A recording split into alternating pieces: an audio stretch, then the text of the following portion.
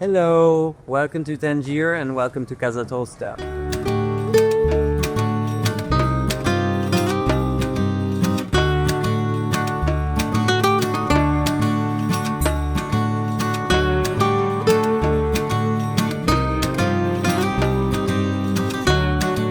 You're watching Homeworthy, where we believe every home has a story. Hello, I'm Nicolò Castellini Baldissera. I am the creative designer of Casa Tosca and I welcome you to my home in Tangier.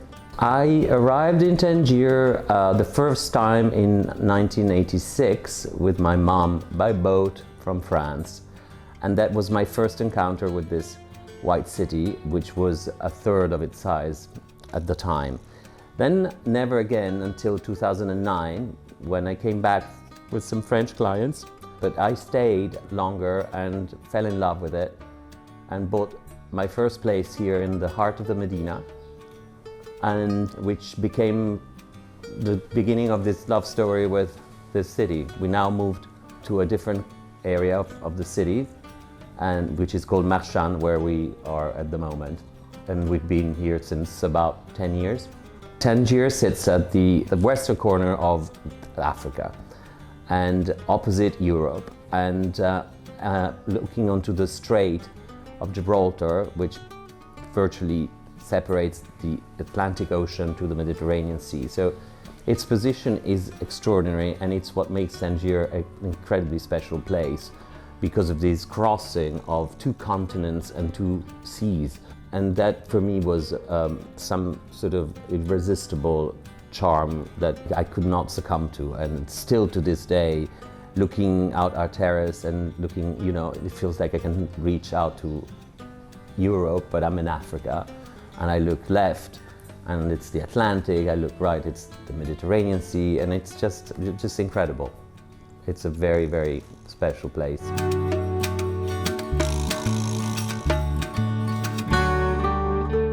And now my partner Christopher will join us for the house tour. Hi Homeworthy, I'm Christopher Garis, a design and travel writer and co-owner of Casa Tosca. And welcome to our home. I'm thrilled to join you for this tour. So here we are in the porch. This is the one of the two additions we made architecturally to the former house, as we found. This loggia was not here. We decided to add it in order to create a space that would allow us to sit outside, but being sort of sheltered from the rain. And it also broke up the facade above. Yes, it's which sort is of quite top heavy, we thought. Yeah. And the backyard being so small, we didn't think that this would actually really matter too much about taking away space from this sort of small garden. And the stripes were sort of, we're both passionate about stripes, so we really kind of are tempted often to use them too much.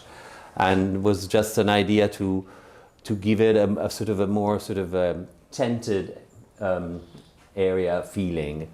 And although we specifically wanted them to look as they do, so not to create a sort of a trompe-l'oeil tent effect, because we still wanted to retain this sort of arched loggia aspect, which we kind of like. So over here we have two contributions that actually come from your dad, Nicolò. He designed these lamps, which are stunning, with the leaves, the acanthus leaves on them as well, made in tin. And then this throne, which was a throne that was much shorter, and the sides were then brought to the front to extend it out. And it was a throne for a baby Maharaja in India from the north. We don't exactly know which, whether Jaipur, Jodhpur or Udaipur, but somewhere there in Rajasthan. These two tables come from Runa, again Umberto Pasti and his partner Stefan created this line called Now, which used to stand for Nabil and Ottoman Workshop. It's now called Now on the Ocean. These are the Stéphane Guéridon tables, which we owned for quite a while, my favorites. And they're exclusively made with strawberry tree branches, and you have tables, chairs, furniture. Anyway, it's really lovely. And again, here we have some prototypes of our first models. This is the Nico chair that came from an original sort of 1910s rattan chair from my grandparents' home on the Lake Maggiore. And this is the kit armchair, which has an extendable sort of leg stool, and which we produce also as a sofa. The birds are parrots. You'll find more as we go along. I've always been in love. I owned a real one, Coco, a Gabon Grey, for many years, and here in Tangier. Sadly, she died. And I've always been passionate about parrots and their colorings. And these two come from Paris. My favorite birds, really. Here we are in our little backyard where we spend endless evenings and luncheons, and it's very secluded. It's what we called Hortus Conclusus, which is a walled garden. We built this fountain with my dear friend Umberto Pasti, who is also a garden designer, who helped us with the garden, which in fact was quite a task, being so small. And But he did a great job. he did a great job, and he had the idea to have a water feature in building this fountain, and we collected these old tiles over the years for the purpose of building this fountain. So this table we have, it's from the same stone as in the kitchen, the Sidi Kassem stone. Today it's covered with a tablecloth of our friend Lisa Corti. Who makes the most beautiful designs Yeah. from India, printed in India, and very colorful. We have a bunch of these, thanks to her generosity, and it just adds a touch of color to this otherwise rather green garden, because we're facing north here, so basically there aren't many flowers. It's mostly plants that need shade.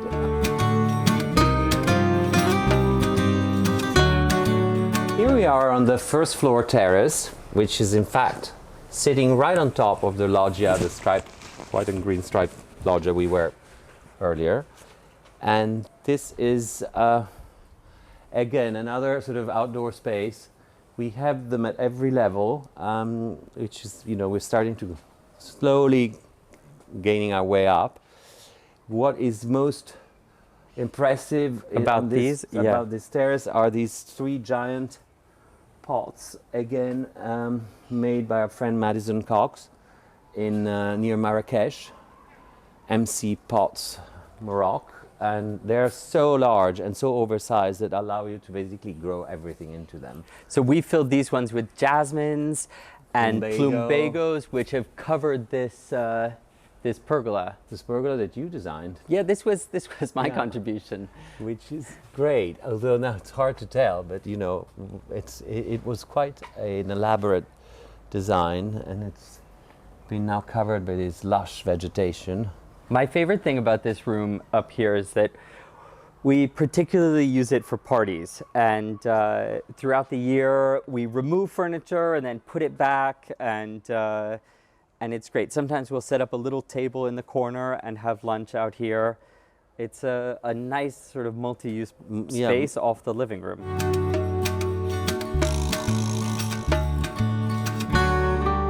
Welcome to the living room. This room, as Nicolò mentioned before, is this beautiful pink color, which was made over a series of layers with pigments and things. I remember it started out as sort of a bubblegum pink and slowly got toned down. True. And you can see the sort of texture in it. There's so much to talk about this room. I mean, I would start from the fireplace, which is in fact an exact replica from a 16th century fireplace made of stone in the northern Piedmont, where we had a family home. And I was so impressed by its shape that I really wanted to try and reproduce it. It's entirely made of plaster by a French artisan who used to work for us at the time. And it was possible thanks to a publication of our home on a architectural magazine called Abitare, dated 1979. So I still have it, and that allowed us to reproduce it close to its original. I mean, it's identical actually, and work out all the proportions. And then, I mean, as you can see, we've had so much fun playing with fabrics. Fabrics are a big thing in this house. In fact, all of the curtains, which you can see on both sides of the room, are C&C Milano. It's pure 100% linen, and it comes in different shades. We chose this sort of lilac and white striped one because we liked it, and we thought that it would just break a bit all of this pink fairy tale like room. This stripe was made in Tangier by our weavers, inspired by these old fabrics from Ghana that I purchased from my friend, the fabric designer and old fabric dealer Jennifer Shorto, and that back in the days. And so those were the inspiration to sort of reproduce the same colors in stripes. Well, we have to show you the book. Oh, this is my first book for Vendôme Press, Inside Tangier, which is still going strong and basically has all of our dear friends' homes in it, including Frank De Biasis, Jean Meyer, Gordon Watson, Umberto Pasti, Bruno Frisoni, Marco Scarani and Jamie Krill, and many others. Yeah. And it's being reprinted. It will be available again as of the end of June, early July. 4th edition, I'm proud to say. This is my favorite piece in this drawing room. It comes from Tony Duquette, famous Hollywood designer, late designer, and it's a faux-malachite clock that I purchased at Christie's LA during the sale of his collection. He was related to my ex-wife, and he was a genius. I had the pleasure to meet him, and it was very eclectic. One of my favorite pieces in the house is this beautiful collage from our friend Max Strong. That's on a trip to Georgia recently. There were all these political posters that someone had bleached over, and from that he made this stunning collage, which I really love. And now he's busy working in Mumbai. Here is a bit of a family corner with a picture from a beautiful picture of my late mother and Patricia Leonardi, and of my great-great-grandfather's Giacomo Puccini. My career started as a student in London at Sotheby's Educational, where I studied history of art and mostly concentrating and specializing in decorative arts from the 16th century up to the 20th century. And that was my first encounter with the beauty of decorative arts. Although being Italian, I grew up in a very privileged setting, surrounded by wonderful things back in Milan. And when I moved to London at the age of 19, it was supposed to be for a short period of time. In fact, it turned out to be nearly 33 years of my life spent mostly in London as my main residence. And after these studies, I went on to the Courtwood Institute, and then I sort of dropped out as it was too technical. I needed action, I needed to work. I wasn't done. I'm not a scholar. I have no patience to read and to prepare all these essays. And I just realized my shortcomings and decided to start and work. And by chance, as soon as I made my mind up, I had the first offer to decorate a friend's house in London, which obviously I took with great enthusiasm. And at the same time, I also bought my first home there, so I had also my place to decorate, and that was the beginning of my career as an interior designer. And then I have moved over the course of the years over more into specific designs. I like designing things such as furniture, wallpapers, carpets, fabrics. My family is involved with fabric production. We own a furnishing fabrics firm called C&C Milano, with showrooms in different cities across Europe and America. I'm a partner in the company and I designed some collections for them. Casa Tosca was a name chosen because of some sort of family history, and it's very closely related to the opera Tosca. And then from there down to my beloved late Tosca, Dachshund. And Casa Tosca became also the name, it seemed like a natural choice.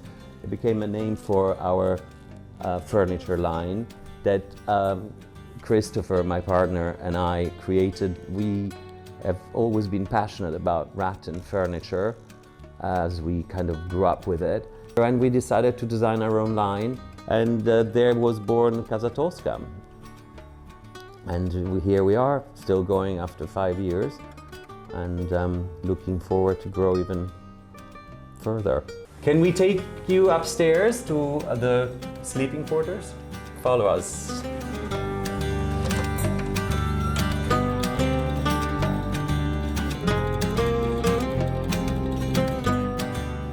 So this is where we sort of come to dispatching our guests to their different suites. And once they arrive, sometimes it's helpful to orient them. So we have this gorgeous map of Africa, Showing exactly where we are. where Tangier is. Just on the Strait of Gibraltar. This is Spain, Portugal, Morocco, and Africa. You can see actually on this map too that because this was done during the colonial period here, and Tangier was an international city, and the zone around Tangier was all Spanish, it wasn't French, and then there's French Morocco down below. So this area was kind of more Spanish than French, really. And let us take you into the master bedroom. This actually is the second addition architecturally that we've done and last to the house. The house would finish here, opening onto a very sort of useless large terrace. So we decided to cover this bit and create like a small sitting area with a desk and keep a smaller terrace, which you can see out here, looking onto the former Italian consulate in Tangier. Funnily enough, by pure chance, I happen to be the neighbor of our former consulate in town. We found this fancy, Beautiful bed. four-poster bed in Tangier at our friend Jerry Butler, who with his late wife Meryl And has son, been, and yeah. son have been dealing in this wonderful cast iron four-poster beds that in fact were made in England for the colonies, as very few people know. This one was made in London, it's still labeled with a sort of a Regent Street address, and found in Tangier, and when we saw it we fell in love with it. We still have one of my grandmother's summer bedspreads from her house in Milan, I believe. Anyway, I have a lot of these and love them. When we were designing the room, we put in this fireplace in the corner, and Nicolò very smartly used this method that's very common in Tangier, this raised fireplace, and it adds a lot of warmth to the room and really projects heat, which has been it's a godsend in winter, especially because it's a very cold, humid nights. It gets down to sort of the 50s. In spite of being heated, this room is particularly cold, A, because it's facing north, and B, because I was stubborn and adamant about having the least possible number of radiators. But this is an interesting piece of furniture from Sicily. It's a little display cabinet and hand-painted, probably from the early sort of 1910s, 1920s. I'm very fond of this piece. I don't know, it's kind of jolly. And I like its architectural shape. It's like a miniature little building. Again, you can see a lot of C&C fabrics, the curtains, the sofa. The rugs come from Azila, from our, we have two friends, carpet merchants there. One is Bazaar Atlas, one is Omar. And between the two, we've sort of purchased all of our rugs. Yeah, in the whole house. Locally, in the whole house. Nicholas collected this wonderful group of shells. These are called Venus's ears. In Italian, because we're Catholic, we call them Saint Lucy's eyes, because the poor Saint Lucy was martyrized. Yes. Anyway, her eyes were taken out. Anyway, you find them on the Atlantic coast, and it's just the most relaxing hobby I have, taking long walks along the beach, looking for these. This was found recently in a market. These amazing postcards from, you know, some ancient ones from all over the world. There's a lot in Morocco, but Wow. but also Spain and Japan. But I fell in love with this silk, beautiful cover, which is nearly intact in spite of the age of this sort of photo album. These three watercolors I purchased when I was a student in London at an auction at Christie's South Can, which no longer exists, sadly. And they are watercolors by these British sort of late 19th century, early 20th century artists called Oliver Lamplow, and their views of Egypt by the Nile. I'm very fond of.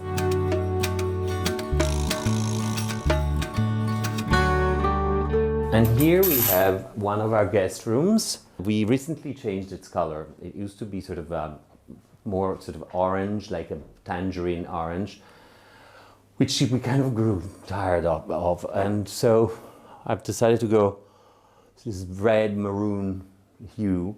Here you can see a beautiful example of both two things that are very Moroccan and very from Tangier. The tile floor, which, as Nicolò mentioned, is this cement tile that they hand make here in Tangier. This particular one is this gorgeous green and red, which has really inspired the colors of the room. And we have different tiles throughout the house, and they kind of set the tone for all the different rooms. And then in the shower, we have actually a tadlak, which is this finish that's produced here in Morocco using a special type of plaster mixed with egg even, and it's polished with stone. You can find it all around Morocco. And it's a great finish for the bathrooms. And here we also have these lights that are made out of some Chinese headrests mounted as, you know, standing lamps, sitting on our Casa Tosca Ciro table, bedside table, which is quite practical. And again, this bedspread was made by our little tailor in Tangier using bits and pieces and leftovers and little passementerie, velvet, linen, and so we designed this as a sort of a bed topper. And these old Indian fabrics was also purchased from our friend Gordon Watson. I'm very fond of it. Sadly, I have to be careful because the sun and the light are kind of eating it alive. And then here we have two watercolors from our friend Gavin Houghton. Gavin, along with his great friend Joan, run these wonderful watercolor weekends here in Tangier, and these are two examples of Gavin's work from in and around the Casbah. Here we have a North Italian cabinet armoire that we brought from Italy. But also equally, we've found so many beautiful things here in Tangier. So this is a sort of a chinoiserie chest, and it turns into a desk that we found at a local antique store. There's always things that turn up. There's been such an international community of people that have been living in this city for the past well over 100 years, several hundred years. And there are always a trove of things that turn up at the antique shops in Tangier. Before we go upstairs, I'd like to show you a little trove where we keep some of our fabric samples and sources of inspiration and cuttings and you know, the bits and pieces that then we mix, and occasionally we rearrange. And here I forgot we had this one. I know. And we have to use this. Yes. We will. So this is one thing, and this is a very odd North Tyrolean piece of furniture from the southern Austria. And I think we could carry on by venturing into a lift.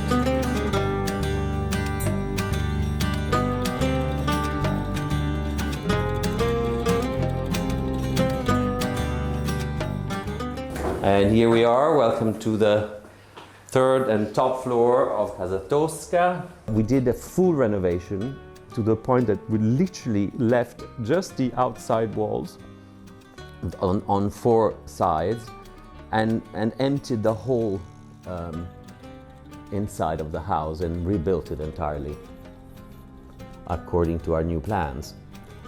And the whole project took quite a long time. Especially the engineering aspect was quite important, as we wanted to have a sort of a small pool on the roof, which is the sunniest bit of the house for the longest time during the day, and that sort of forced us to literally build these 24 pillars that were like a belt around the house. We're starting 2.5 meters into the ground, which is about 7 feet into the ground, all the way up, in order to sustain this relatively small, I call it my bathtub, but it's definitely a little larger than a bathtub, but not really a big pool either. So that was the main structural challenge that we faced.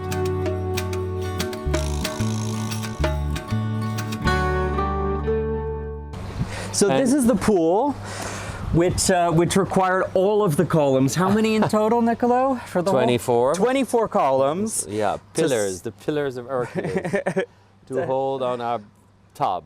Yeah, but exactly. That does make a difference, and we still think it was really worth it. This stripe fabric, another use of stripe, comes from a local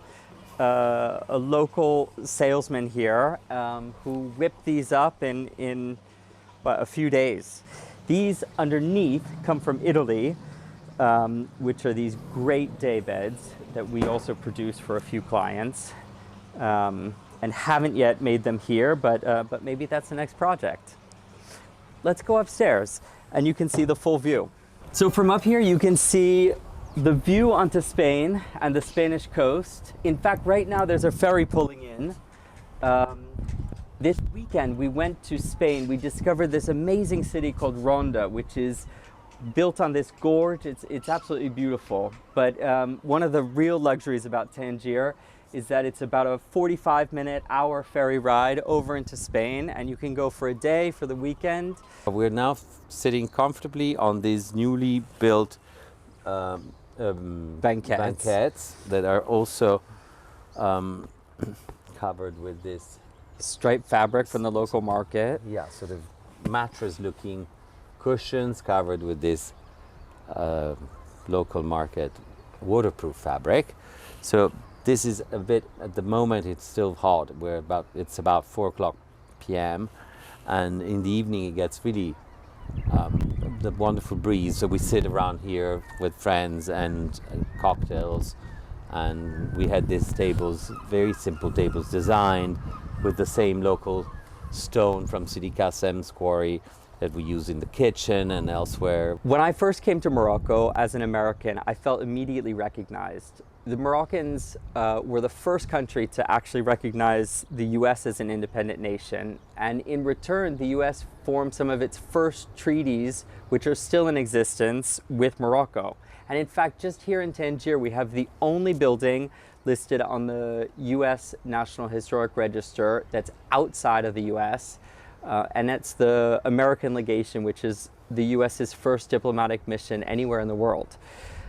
But Nicolò as well has this connection with Italy, being right next to the Italian consulate, and there's a wonderful institution, a cultural institution that's still owned by the Italian government that's here as well. And there's a lot of, the history of this city is tied up with the fact that it was an international zone for so many years, and it really does feel like a cosmopolitan city. I decided to decorate this home with a lot of things that I had collected over the years, and also coming from homes that we no longer own. I had storages. I lost my mother when I was quite young, and she had several homes that we sold, but we kept what was inside. And so we have pieces coming from everywhere, and I really take a great pleasure at repurposing furniture and even fabrics. I mean, some of our fabrics in this house have come from, they've been repurposed from curtains in a Swiss chalet, have become like the headboard for a guest room bed, and so on and so forth. So I really enjoy personally to find a new place for everything that means so much to me, and also allows me to go around this house, and every time I walk into a room, so many memories from so many different places come back to me, and they're always wonderful memories.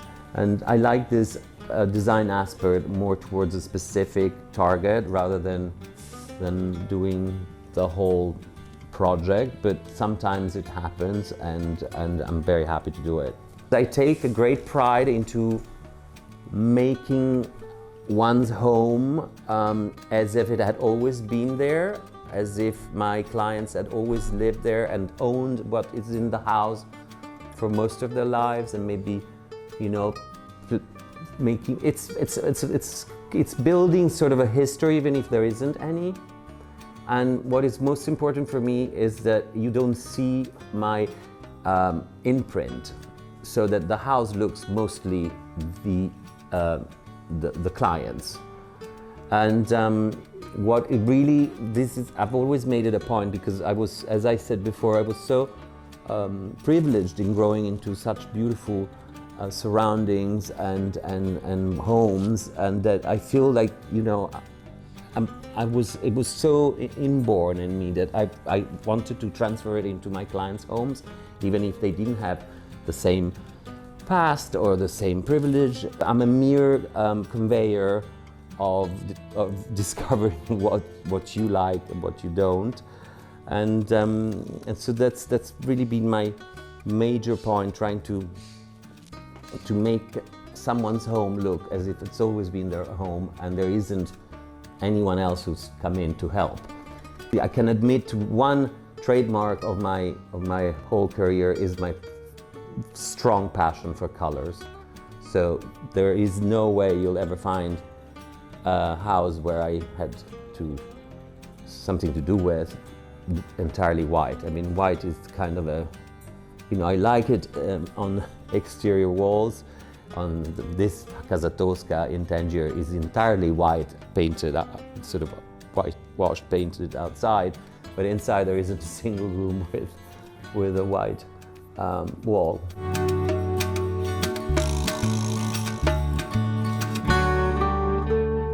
We are on the ground floor of the house, and I called my team from Milan, from Pictalab, with whom I work very closely on every project that I follow, and they came out to Tangier.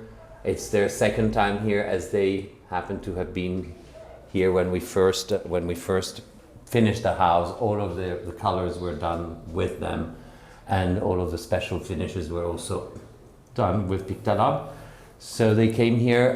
This is the newest edition, and it happened this last September. So we're very pleased with it, and it brings a touch of, I think, of sort of a happy sort of reinterpretation of the outdoor green space inside. Yeah, it's been a wonderful collaboration. I've seen you guys work together on a lot of things, and when you recently started your wallpaper, it seems like it was exciting for you to also work on this project together too. Yes, also because, well, thank you for reminding me. Yes, we did several collaborations and we worked on 3 wallpaper collections. In fact, the first one was re-editing my great-grandfather's Piero Portaluppi's famous entrance hall in our former family home in Milan. So the floor tiles, as I remember, they were all made by the same producer in town. In town, Yeah. hand-stamped concrete tiles that were dyed. And do you remember watching him press each one? Yes, I do.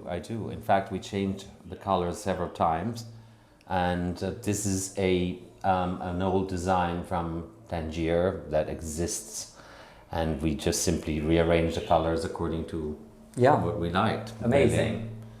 The lights came from Tolpent, sadly a place that does no longer exist, but we worked for them over the years and we gladly have a few in stock. And these 2 Parisian chandeliers, or lanterns really, have been keeping us company for the last 10 years.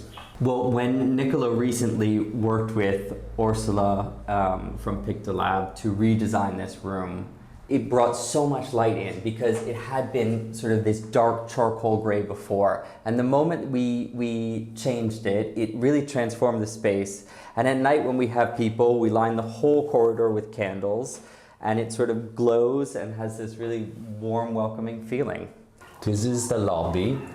And I take some pride in saying that we had this copy of the Campi Flegrei, Sir Hamilton's book, published in 1786 about Naples and its surroundings for a long time, and all its beautiful plates, hand-painted, were basically enclosed in this book, and we made a sort of a serious decision to take the book apart and frame each plate, and these 52 plates fit just perfectly into this hallway, bringing a bit of my native country, Italy, and the south of it, like Naples and the Vesuvius. My grandmother on my maternal side was from Naples, and so I thought this was a nice anecdote.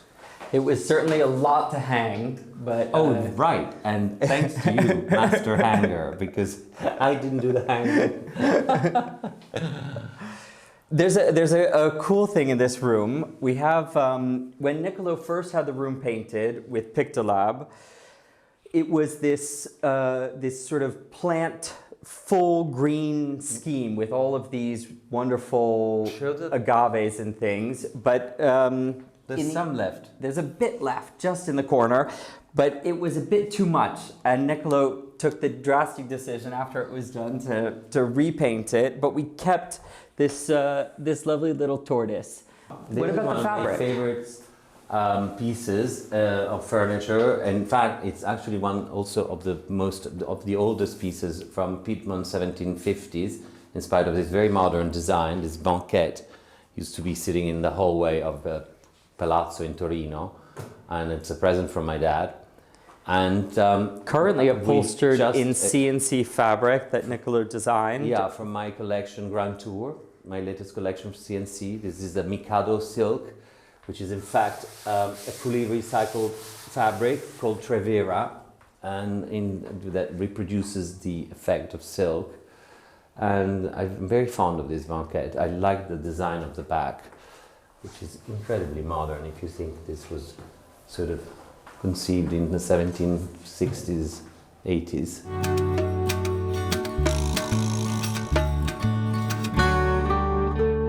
Welcome to the dining room. So here we have another room with some of these wall-painted murals, again from Pictolab, and this gorgeous table, which used to be black. Nicolò designed the table as well. And I remember one morning you came down and said, let's add stripes. Yeah. And I think it took us about a day. Someone came over and repainted it.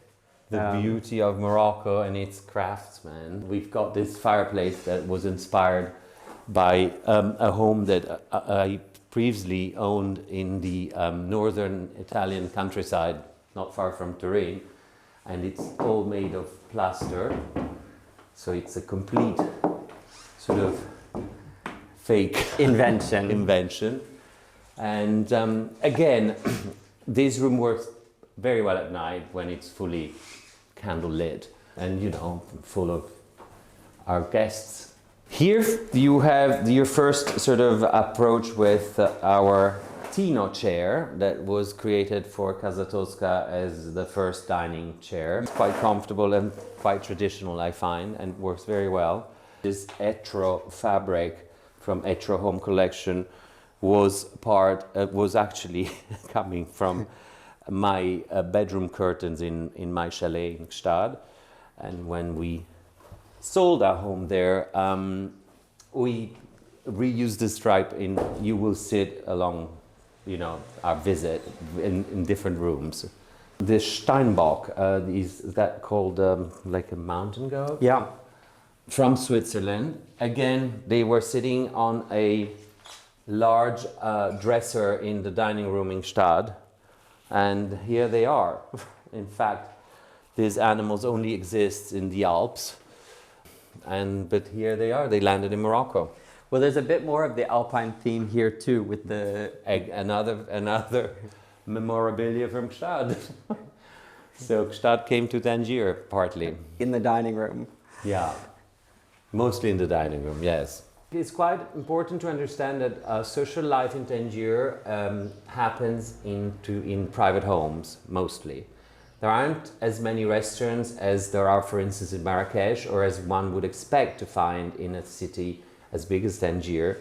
So it's really a lot about exchanging visits. In August, we can wind up being, 25 easy for dinner, especially when, different people have their guests. But we tend to come all year round. There's always an excuse to throw a dinner party, and this room has certainly seen a lot of them.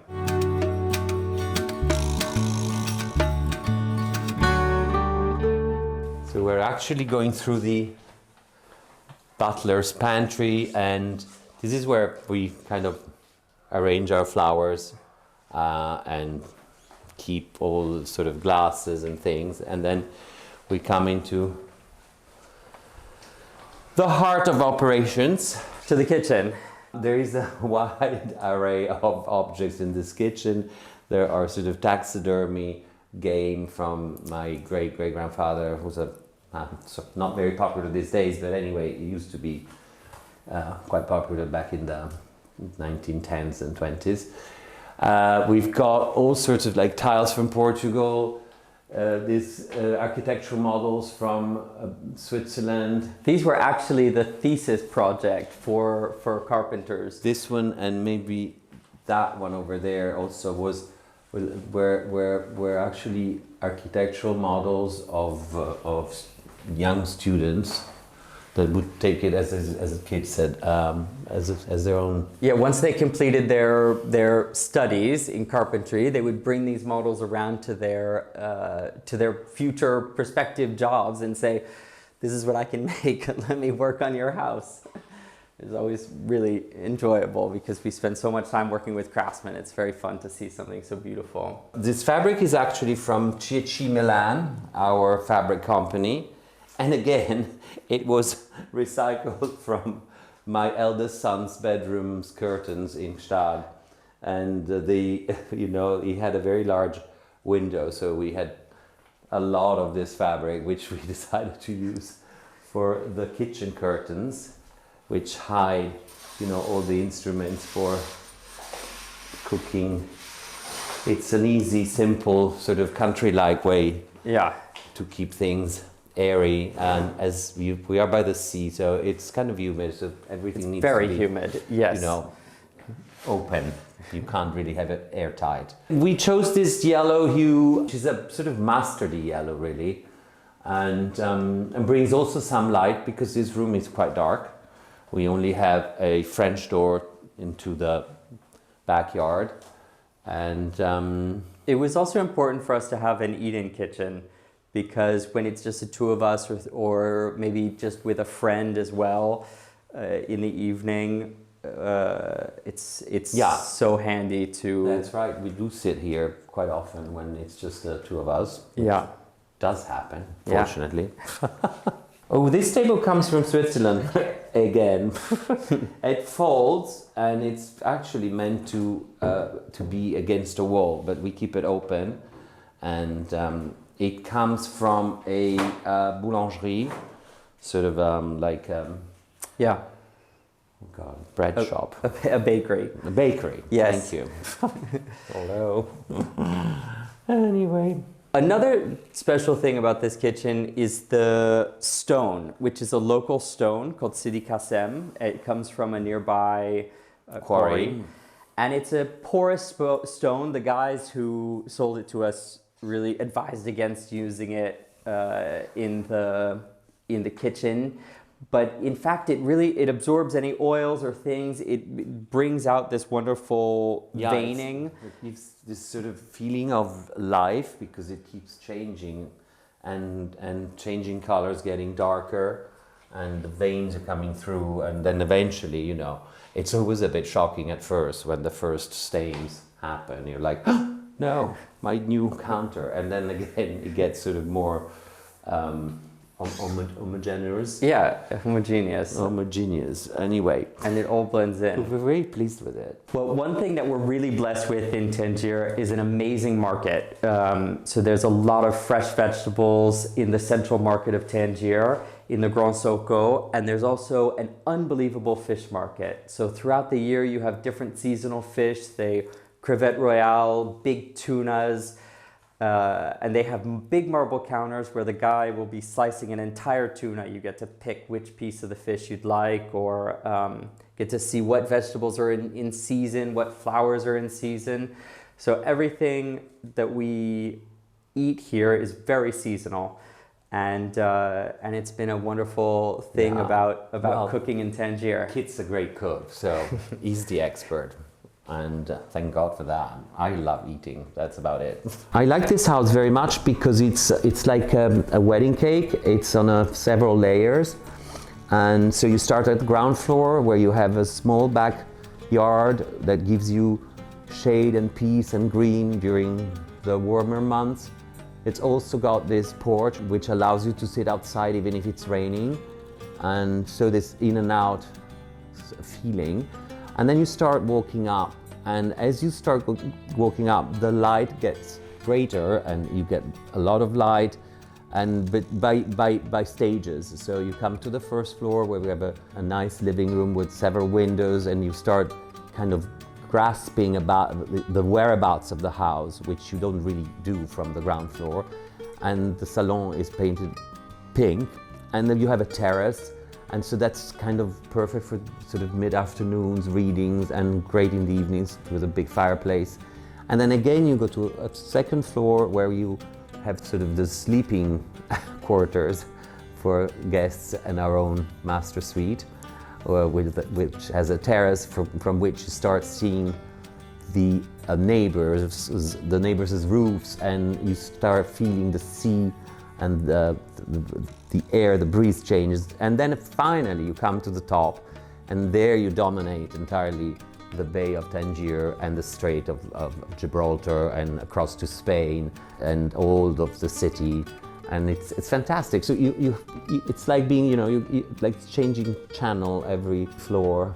When I think of the word home, the first thing that comes to mind is a place where you feel safe and protected and happy, and that's what I think, for what it's worth it.